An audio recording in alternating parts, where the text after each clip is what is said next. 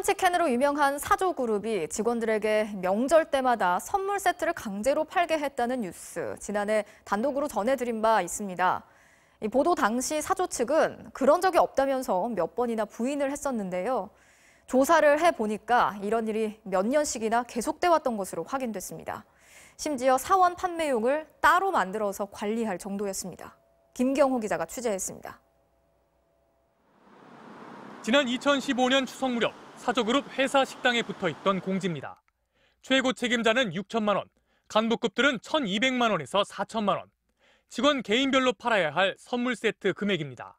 각 팀으로 분배를 해줘요, 금액을. 팀장은 3천만 원을 팔고, 차장이나 팀장급도 2천만 원 팔고, 이런 식으로 딱딱 금액이 다 있었고. 직원들은 목표량을 못 채우면 인사 불이익을 받기 때문에 어쩔 수 없이 떠안았고, 못 팔면 집에서 먹기도 했다고 호소했습니다. 다 팔지 못한 할당량은 협력업체로 떠넘겨지기도 했습니다.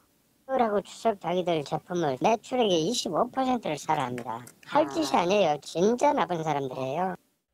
뉴스데스크 보도에 대해 당시 사조는 계열사별로 판매 목표만 부여할 뿐 개인 할당이나 인사 불이익은 없다고 부인했습니다.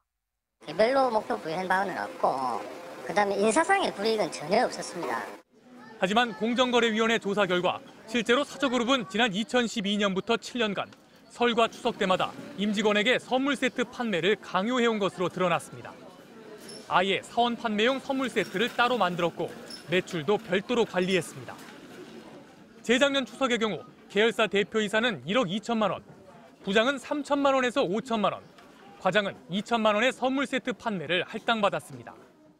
계열사별 실적이 날마다 공지됐고 못 팔면 징계까지 시사하는 공문을 회장 명의로 내면서 목표 달성률은 90%를 웃돌았습니다.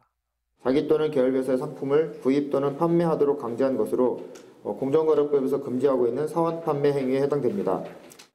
공정위는 사조산업에 대해 시정명령과 함께 14억 7,900만 원의 과징금을 부과했습니다.